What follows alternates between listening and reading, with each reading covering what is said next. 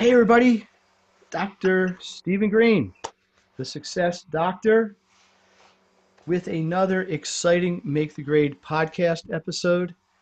And this is going to be a good one, especially for those of you who have older children. And when I say older, I'm talking high school, certainly college level, or just really ambitious, forward-thinking kids. But it's also going to be really helpful for you parents because I have an expert on LinkedIn and networking. And I can tell you in my business, networking is super helpful, meeting people, making connections, under opening doors, things like that. So my guest today is Christina Guida. Christina's from Long Island, beautiful Long Island, New York. She is a former human resources professional, but she is now a career coach. Her goal is to help professionals and students getting into the job world, how to find and thrive in careers that they love through networking, interview coaching, resume coaching, things like this. So one of the things we're going to talk about, in addition to all these other things, is getting a really strong LinkedIn profile and how that can help you really more importantly. A lot of people have heard of LinkedIn. They got 70 million users, probably more, but really leveraging it to take advantage of your personal situation. That's what we're going to drill down a little bit today. So, welcome, Christina. Thank you for having me. Super Uh, excited to be here today. Yes. Well, this is going to be good. So, let's just relax. Let's settle in. So let's just you want to expand on your career path? Why'd you get out of human resources and why'd you get into career coaching? Sure, absolutely. So, when I graduated college, I was one of those people that had no idea what I wanted to do. I felt like I went to a great school, I got a great education, and I was not sure, the right path for me. I explored a few different options, and then I sort of landed in human resources. And I found while I was working in the field that the main part of the job that I liked was coaching people, helping them fix their resumes, helping them find opportunities, coming up with a job search strategy. Because a lot of the time, people are applying to jobs and they don't really have a plan behind it. And the plan behind searching for a job is just as important as applying to a job. So that's sort of where I found that I really did well in was helping coach other people on how to find the right opportunity because I had been there before, and I wasn't sure with all the resources that are out there what was the best way for me to go about finding the right opportunity. So where did you go to college? Just curious. Yeah, so I went to Marist College in Poughkeepsie, Oh, New York. wow. Yeah, it was a That's very beautiful fancy. Yes. campus, a great college, and I did get a great education. Um, So at what point was there some tipping point, or one day you went into work and said, I got to move on, or was there some precipitating event or singular thing that caused you to flip the switch and go out on your own, or was it a slow sort of transition, or so it probably was doesn't matter now, but was it like some like light just went off one day? Yeah, definitely. So it was something that I had been thinking about for a while. And I actually worked for a small startup company in New York City, and it was called The Muse.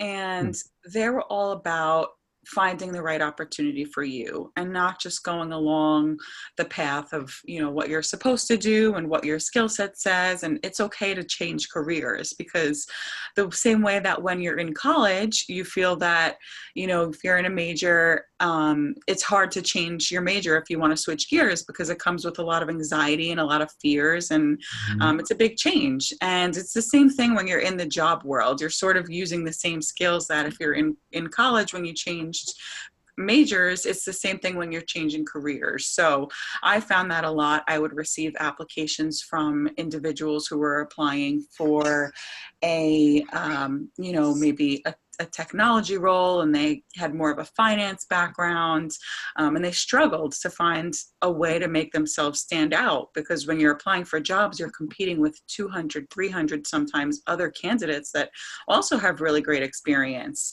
So I found that I really enjoyed helping people showcase their skills and their backgrounds and providing them with feedback to make sure that they stand out against all those other people that are applying for the same position. So where does I know your big thing is coaching them on how to present themselves, right? Part Yes. of that's a paper, resume, document based, and part of it is personality is probably not the right word. You probably have a better word for it. Interviewing, right? So where do you start? Let's say I come and you say, Christina, I can't tutor anymore. I'm done. I can't take anymore. I need a job in another field. What was the first thing you would say to me? Is there Yeah. like an assessment, like some sort of interview you do with people to figure out what they're looking for or something, or is that something they just bring to you? Exactly. It would be sort of an interview. And I cannot tell you how many times this happens. And what I always tell people is it's okay if you want to change career paths, or if you want to change industries, or if you're looking for a new job, it's normal. And that's the first thing that I like to remind people, because, some people do get nervous about it and they feel like they've invested, if it's 1 year, even 3 years, 5 years into their career, it's okay if you want to make a change. And I will help them sort of figure out what I like to call a personal brand. So your personal brand is your resume, your interview skills, and your job search strategy. And all of that has to align into you and your personal brands, because you want that to showcase whether a hiring manager is finding your resume first, or if they're finding your LinkedIn profile first, or if you meet them at a networking event. You want all of your, I call them tools. I say that they're tools in your toolkit. And your resume is just one tool in your toolkit. Your LinkedIn is another tool in your toolkit. And you want them all to have the same, quote unquote brand. Mm-hmm. So I help people figure out their brand. Um, and, again, we would discuss what they've done in the past. I've worked with several clients who are changing fields, who have been changing fields. Specifically, I can tell you a story about, I worked with a teacher who decided that she wanted to move into the human resources industry. Yeah. And Sort of the opposite of you. yeah, exactly. um, It took your job. exactly. Replace me, which is Yeah. totally okay with me. And it's a great field to be in. And I think when I was working with her, what she did not realize is she had a lot of the qualities that she needed when she was working in education and teaching people. It's just she had a hard time showcasing them and figuring out how to describe them and how to put those skills, the soft skills, on a resume to make herself relevant in the industry. Mhm. Well, just most of the audience that listens to my podcast, at least typically, are parents or students, high school, middle school, elementary. So, in my mind, I can see some really clear parallels between, say, a person who's employing, trying to get employed. But would these three things, or the toolbox, the toolkit, as you used to call it, how would they also apply, let's say, to maybe a junior or senior in high school who's shopping to get into college, right? Yeah. Like a student resume, or certainly interviewing schools. Everything you're talking about, to me, clearly has a parallel also selling yourself, quote unquote, to get into college. I mean, you got SATs and grades and all that jazz, but you've also got personal things. Mhm. Um, I could tell you some good stories about it, but is there a lot of difference of how you might work, say, with a, I don't know, 35-year-old person who's trying to reemploy themselves in another profession or a different company versus, say, let's say a 17-year-old or an 18-year-old senior in high school who might use the same skills in a university or secondary, education level? Yeah, that's a great question. And I think that what it comes down to is the skills are actually the same. And I always tell people it is better to start quote unquote branding yourself or figuring out how to put all of your tools in your toolkit together from a Hmm. young age, from when they're sophomore, junior, senior in high school to apply to college. Because as I'm sure everybody knows, when you're applying to college, you're also competing with a bunch of other eligible students, so they can sort of look at it the same way. Whether you're applying to get into your top choice college or you're applying to your top choice job, they're going to be the same skills, and you have to think about it the same. You have to show your authentic self and your skills and what you can bring to the college, the same way that I coach people and I tell them the company wants to see how you're going to make an impact. The same thing Hmm. when you're applying to college, they want to see how you're going to make an impact. Did you have a bunch of jobs while you were studying? Were you participating in extracurricular activities? Did you volunteer in your spare time? You're sort of building, they don't call it a resume because, you're sort of putting this on your college application, but it really can be But looked at. no, it certainly is, though. Yeah, It's a it can personal be. history for sure. Yeah. So I tell people it's definitely the same thing. And you want to keep that in mind. You're sort of building your toolkit, and Hmm. when you need one piece, you'll pull it out. So if you are applying to college and you're writing your essay, you may look back at your experience, your life experience or your work experience, and you might think, hey, I have this piece in my toolkit. What can I write about? Or what could be relevant here? So it's the same thing when you think about having um, an impression on a college through an application and having an impression on an employer through an application. And what's kind of in between is the whole internship piece. Yes. And a lot of people don't realize this because well, people listen to me know this. I got a child who's in college right now, a little older than your child. Christina has a 5 month old, by the way. So that should create some sympathy for you in the Yeah. parenting world. Anyway, um, the big thing now, it doesn't matter what profession you're in, is internships. Everybody's trying to get an internship in the summer or even during school. And it's the exact same thing. And I see so many of these kids who don't have the skills to market. They go to a job fair and they got to hustle a resume together, I don't know, an hour before the job fair. And they do get some training. It's not that this colleges don't try to coach them on it, but you got one counselor for, I don't know, 60 kids. Or I'm not knocking the college's efforts at all. But even going to the job fair, you got like kind of professional interviewers. You got people there who they once a week they may do doing a job fair. They're seeing kids all the time. You can tell right away the ones who are comfortable talking about what they do and the ones that are sort of tripping over themselves. Yeah. Hey, why do you want to come work at ABC company? Oh, well, it sounds good. Probably not Mhm. getting you too far. Well, I have a career goal to do this and this and this in my previous thing. So I think that's kind of not exactly what you're saying specifically to do, but it's certainly in the spirit of it, right? It's Yeah. about preparation. You got to do all this things to prepare yourself for the next level. Um, so let's talk about LinkedIn specifically, right? Sure. So LinkedIn, for those of you who aren't familiar with it, is sort of kind of like the Facebook for professionals. I don't think LinkedIn would love that characterization, but there's hundreds of millions of people on it. It's international. Like Facebook, you get a profile. You get essentially a resume, right? You can talk about your job history. You can talk about actually a thing called about. You can basically give a biography. You can do awards. You get recommendations. It's a very robust program.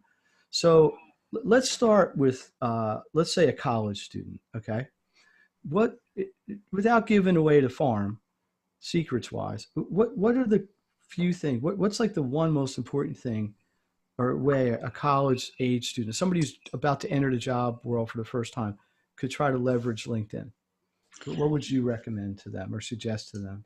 Yeah, absolutely. And I've worked with several college students, and I always tell them that it is just important to have a LinkedIn up and running as it is to have a resume when you're applying to jobs. And LinkedIn is, you're right, it is a social media tool. And I think it's better than a lot of the social media tools because you're connecting with people. So if a student is coming out of college, they can connect with hiring managers in their field. So if somebody graduates a college with an accounting background, they can Mhm. hop on LinkedIn and they can connect with other accountants that are in the same field or the career path that they want to take, and they can leverage that connection to their. Excellent tip. Yep. So if, for example, I've worked with college students that are coming exactly that are coming out of college with an accounting degree and they want to work at a big four, and they did not have an opportunity to intern at a big four. So they were not one of those people that got an Have the automatic. quick track, right? Right. Yeah. So say It's they down to four now. Wasn't it like 10 at one point? probably was, but now I think lots of dating myself. I think it was the big eight at one point at least. Anyway, so big four, big four. yeah, so big four, Sorry. they want to work at it. No, not at all. They want to work at a big four, but they did not have an opportunity. Maybe they were exploring a different internship, the summer before, or they were working the summer before to help put themselves through college, whatever the case may be. They can hop on LinkedIn, set up their profile, connect with hiring managers and other accountants, and to take it a step further, they can then send them a message and say, sort of pitch themselves. Say, hey, I am Brad. I graduated from Marist College, and I'm looking for an opportunity in accounting. I noticed that there's this job posting because aside from just connecting with people on Yeah, LinkedIn, those job there listings, are exactly. listings Yep. and you can see what's in your area. If you want to relocate, there are opportunities that you can see all around the world. Um, Hmm. so that is super important. And what I always like to tell people is 94% of recruiters are on LinkedIn daily searching for people to apply to their companies. And So only it's the perfect storm. You got the people who are looking for people, and yeah. you're putting yourself into that pool. Um, is there? I'm sure there's etiquette, right? You're not going to go on LinkedIn and say hire me, right? I'm sure there's an etiquette of how this goes through, which I imagine is part of your broader coaching program. But um, let me ask you this: this is obviously super big for a college student. What do you think would be the first entry point? Like, 'cause it doesn't make sense, it seems to me, for an eighth grader to create a LinkedIn profile. But at what point do you think it does make sense? In other words, what would be sort of your minimum experience age level Yeah. to start making a profile? I do think that college students should have a profile, even if they are freshmen or sophomores in college. If they're working, even if it is at a cafe or if it's in the tutoring center on campus, if it's in the call center on campus, if they're volunteering while they're in college, I do think that it is a good starting point to put all of your experience on. Because when you're creating a resume down the line and you're applying for an internship, You forget half of the things you did. right, exactly. And it's a good place to keep everything in sort of one place and it's acceptable. On a resume, I always tell people that should be your highlight reel. You only want to have your biggest accomplishments on your resume. And then, Mhm. excuse me, on your LinkedIn profile, you will have your broader experience. So it's a great place You to know be. what's also great? Well, it's also super portable, right? Because it's for those of people who may not be familiar, it is a mobile. It's a web-based program, but it's also got a mobile app, so any phone can support this. Um, give me you have a success story. Person, they came to you, they were in college, they were floundering, worked with Christina, now they're CEO of GE. You're making Uh, millions and millions of dollars. yeah, all right. Well, maybe that's a little far fetched, but clearly there's a path, right? We're creating a path, and sometimes you got to have your own. You got to pave your own path, right? So what we're really talking about here, at least indirectly, is giving people skills to control or have some control in a very chaotic environment, right? job hunt is tough, right? It's super competitive. Even if you find jobs you like, there's 100 other people looking for it. Then you, in addition to everything we talked about, you negotiate salary and location. There's 100 things involved here. But what we're really getting at here is having a single place where you got everything in one place, so you can put your best foot forward, represent yourself in the most positive and marketable way, right? In your coaching um, business, what else is important? I mean, you talked about kind of your resume interviewing skills, LinkedIn, other things. Let's talk about interviewing, right? Because Sure. we're sort of kind of interviewing each other here, right? So, um, to me, whenever anybody asks me about an interview, I prepare. You know, think of, know what you're going to say if somebody asks you a question. Do some research. If I'm going to go get interviewed by a company, I need to know some stuff about what they're doing. But what what do you think? Give me your top three. How's that? Sure. Tips you would tell somebody who's preparing for an interview. Sure. I think the first one that I would start with, and this can relate, if you have a child in college that's studying for a test, I always tell people look at the job description as if it is a test. If you Hmm. are in class and your professor says, we're going to have a test next week on XYZ topic, you are not going to study for that test and not prepare for the topic that they told you. Well, They're if you were in my business, you'd be surprised. But sorry. Yeah, you would think. Yes, you you would would you think. would think that if somebody is giving you the tools to be successful, you're going to use that to your advantage. So I always tell people study the job description. That is your biggest asset. A lot of people that I've worked with, they'll say that an employer will say, ask them if they have any questions, and the first question that they ask is, what does the job entail? That should not Right. be a question that you're asking because they gave you a one-page Right. breakdown of what the job What, entails. what, So what would what would a good question be? Because that isn't really as dumb a question as it sounds. Because it may say, I don't know, account manager, right? And that yeah, can mean 100 things in 100 different businesses. But that's true. um, okay, so number one, read the job description as if it was a test, and you can use that to sort of guide your responses. Okay, Yeah. good. Number two, Study the person that you're interviewing with. So ah, look them up on LinkedIn. That's the best way to see how long have they been at the company? Have they grown at the company? Maybe they started in an entry level position and they are now in a senior level position where they're hiring for their own team. So look them up, see their background, see where they went to college. Maybe you have a commonality with them. Maybe you volunteered for the same company or you have the same interests. So definitely know who you are going to be speaking with before you get there so that you have a little bit of a way to sort of break the ice, quote unquote. so kind of the research capability of LinkedIn, in addition to the personal presentation capability, right? Yes. So like, oh gee, what a coincidence! We both went to Marist. Exactly, exactly. And it's All okay. right, you It's got a okay. third one?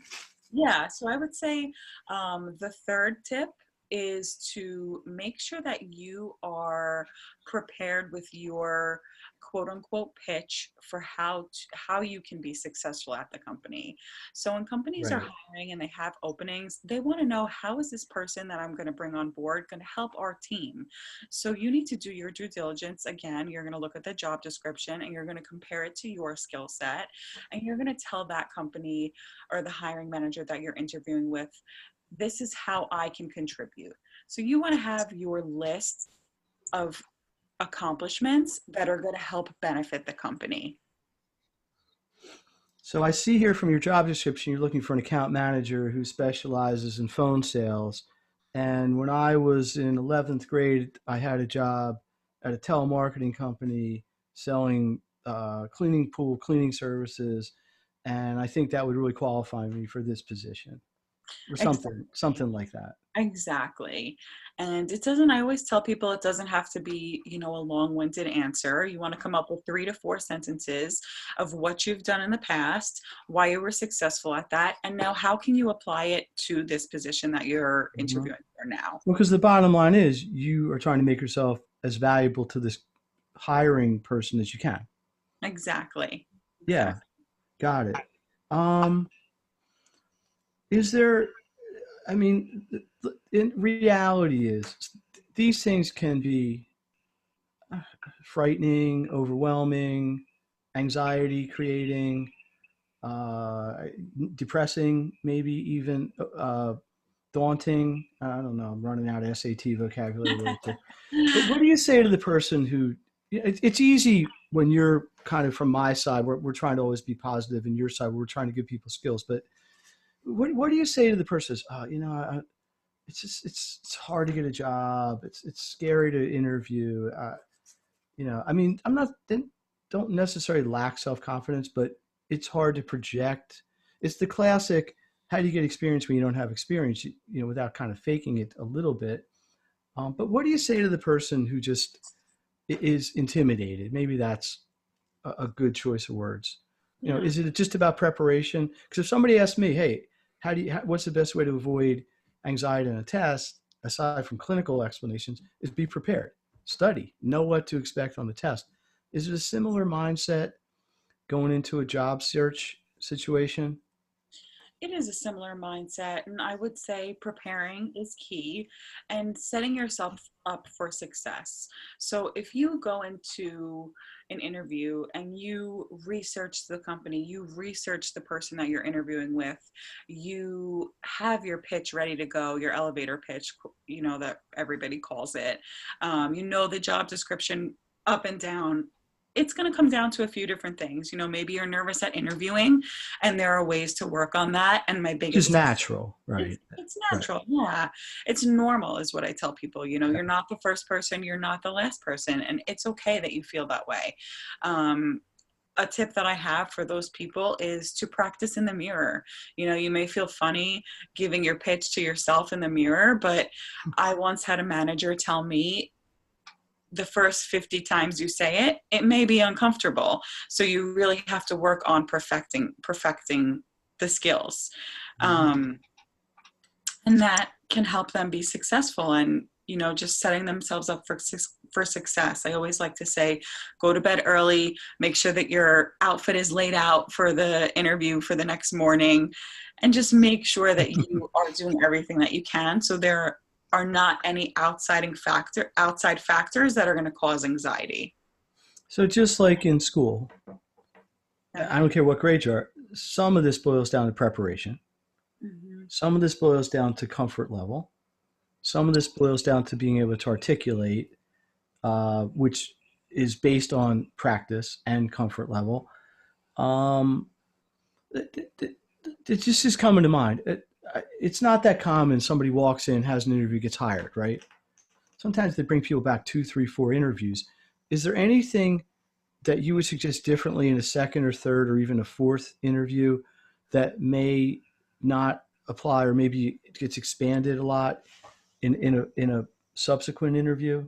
Sometimes you get moved up the chain. You kind of go from HR to a VP to maybe the person you're actually going to be working with. I'm not, depending on the corporate structure, but is there anything how you would change your coaching approach or your counsel? Yes, absolutely. And I think this is super important for people to keep in mind. Usually, the first step is you're interviewing with a recruiter, and you can look at the recruiter as sort of the quote unquote gatekeeper. You Yeah. have to get past the recruiter, and then you're going to most Mm-hmm. likely interview with the hiring manager or somebody who would be on your team. And you want to approach those interviews with a different mindset. So, for the recruiter, you're just sort of getting through the door. You're showing them why you're a good fit. With a hiring manager, you want to show them how you're going to make their lives easier. I'm going to bring XYZ skills to the team to make sure that we achieve this goal. And then when you're interviewing with a teammate, somebody that you'll potentially be working with that's on your level, you want to talk about how you're going to partner with this person. You know, everybody wants to work with people who have the same goal in mind, you know, and they want to see how people are going to be able to partner with them. So it's absolutely important that you change the way you speak to each of these different people when you're interviewing, because you're not Mhm. going to offer them all the same value. You're going to be working with them in different ways when you're in the job. So it's important to showcase that you know that when you're actually speaking to them during the interview process. Would this, Christina, would this change at all? And by the way, I'm speaking with Christina Guida, Mhm. a career coach, LinkedIn expert. We're talking about some, I think, really important skills, maybe for some of my older student families, but is positioning yourself into the job market and using some of the technology and tools out there. But if you're just, it comes to mind. I've been in interviews where it's me and one person, right? I've been in interviews with me and seven people, right? They got the whole team there, and they're all sitting there with pencils and pads and anything special there. Like, is that, sometimes they'll each ask one question or somebody. There's always the one person who never says anything, right? They're Yeah, just sitting there chewing on their pencil and like looking at you funny. observing. But is there anything different in a? I'll call it a team interview, right? Any special recommendation there?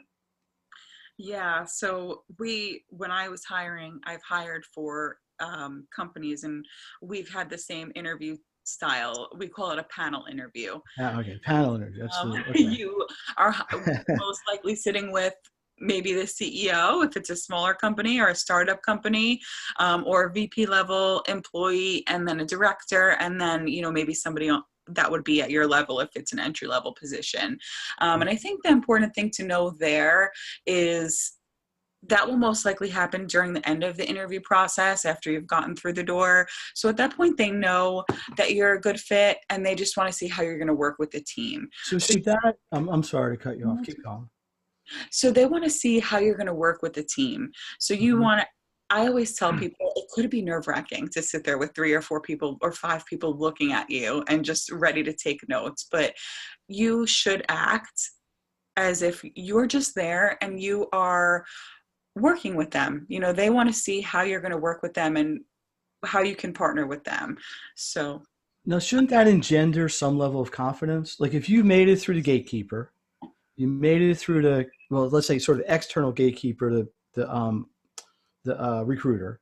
You made it through the internal gatekeeper, the hiring level. Now you're in. So you've kind of passed two of the tougher tests already. So yes. now it's just like, are you a fit for the specific role or in the culture of the company, things like that. Um, uh, Let me ask you one last thing here. If you're in a job, what would be, how do you know? I mean, you kind of talked about this in your personal experience. There were things you were passionate about, things you didn't like. Um, how long should a person expect maybe to be in a situation and try to sort this stuff out? I mean, when I was growing up, yeah, people would get a job, they'd be there 40 years, they get a watch, they'd go move to Florida. I don't know, whatever. I don't know what the statistic is, but I'm going to guess a kid, I shouldn't say a kid, a child coming out of college now might have 7, 8 jobs. I don't think it's necessarily frowned upon because you're looking for other opportunities, and the world is so much more technical. And but is there something that would trigger somebody saying, maybe there's something better for me? I need to talk to somebody like you, kind of like what would somebody think about, or some trigger, or to say, maybe I should talk to a career coach, or they may not even use that phraseology, but is it just dissatisfaction or boredom, or they don't like their boss, or they're not getting paid enough, all of the above?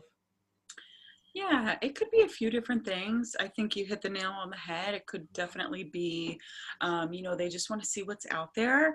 I also think that interviewing is a great way to establish connections, because whether you're a fit for the company now or down the line. If you are interested in making a move, it's good to establish those connections. And I can speak about somebody that I worked with. Actually, he worked right out of college at a Big Four, and he was on a great career path. You know, he was going to be promoted to manager and then senior manager, but he just felt like he had really sort of exhausted all of his options. Even though he was growing with the right titles, he didn't Mm-hmm. feel a sense of achievement day to day. And he didn't close his laptop at the end of the day feeling like, you know, I'm really doing everything that I can. And I worked with him and we sort of figured out what he wanted to do. And he decided that he wanted to work for a smaller tech company startup. And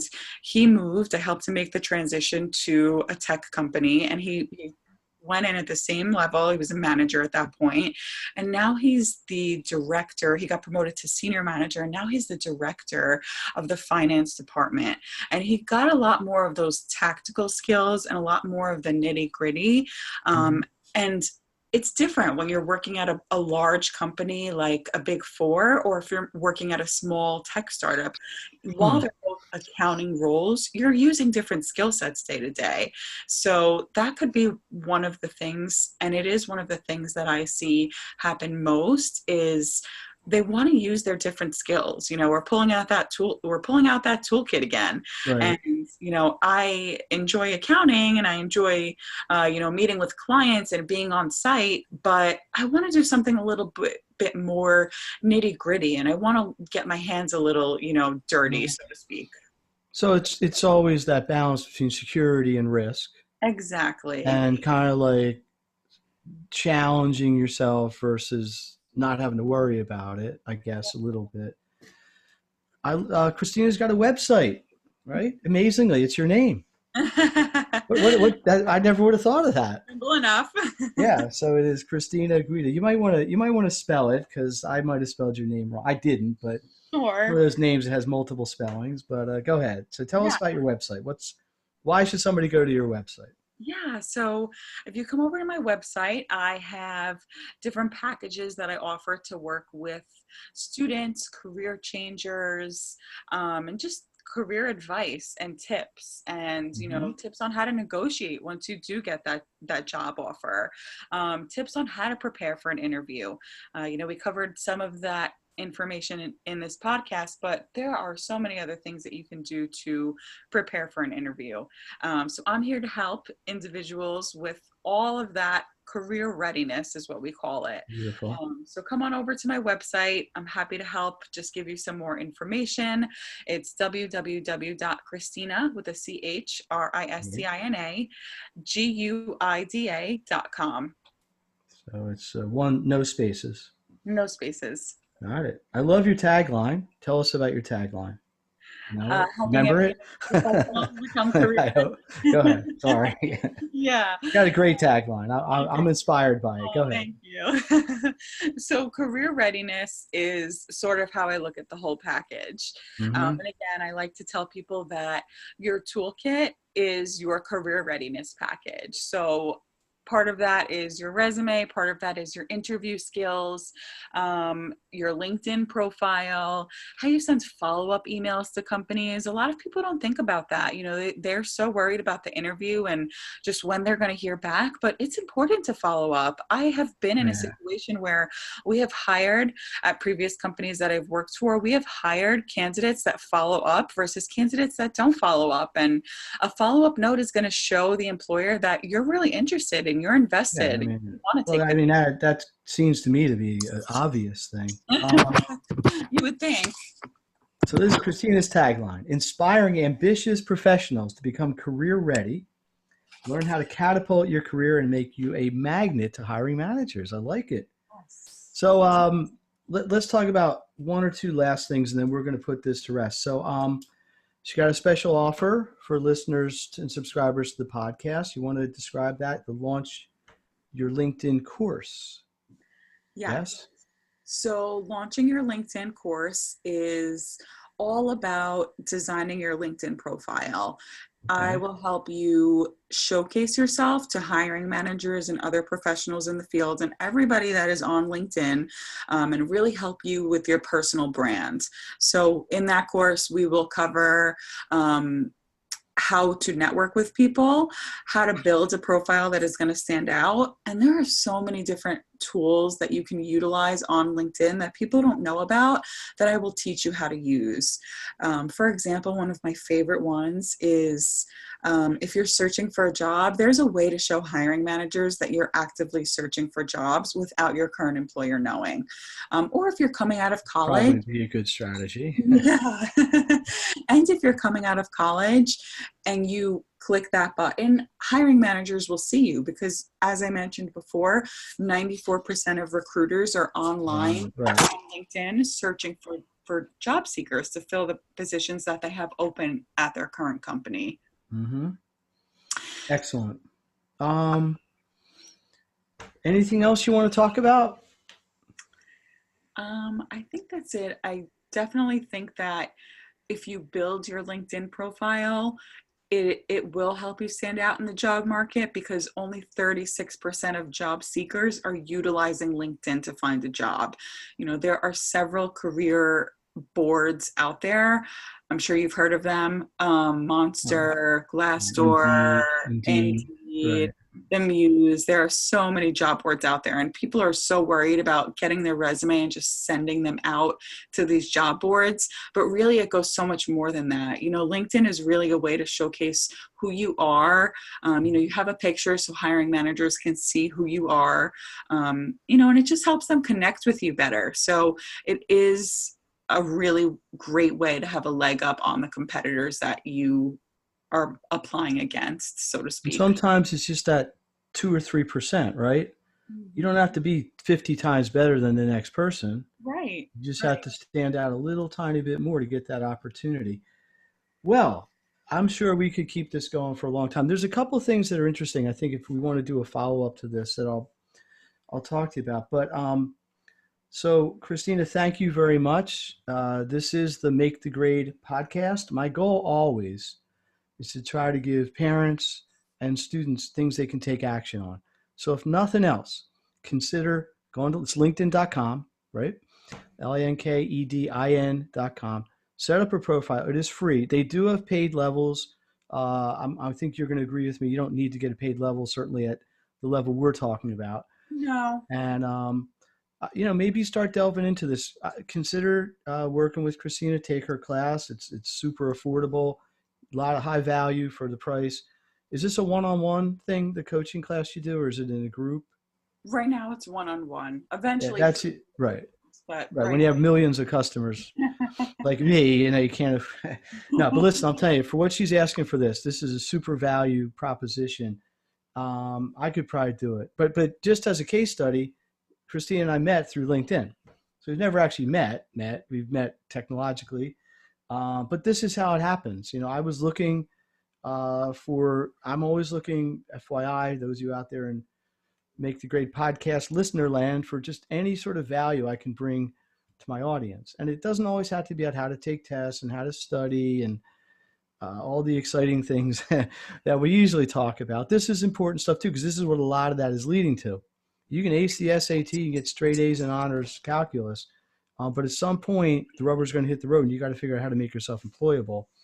And not everybody's going to be a startup, bootstrapping .com gazillionaire. So it's kind of how it works.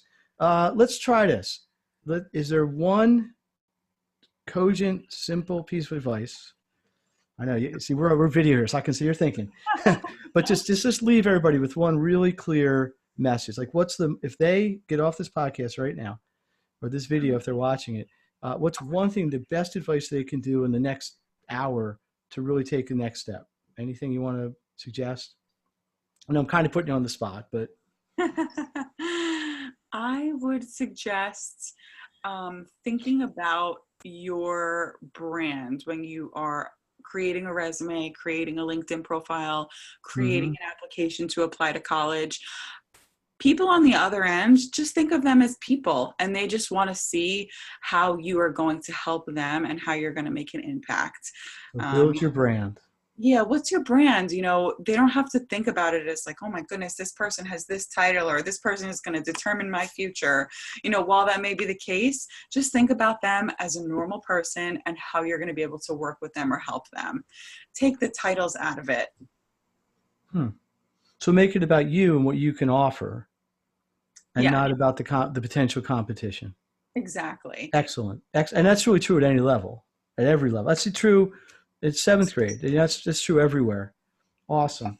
Well, let me thank you, Christina, for coming on board, and sharing the last 45 minutes or so with us.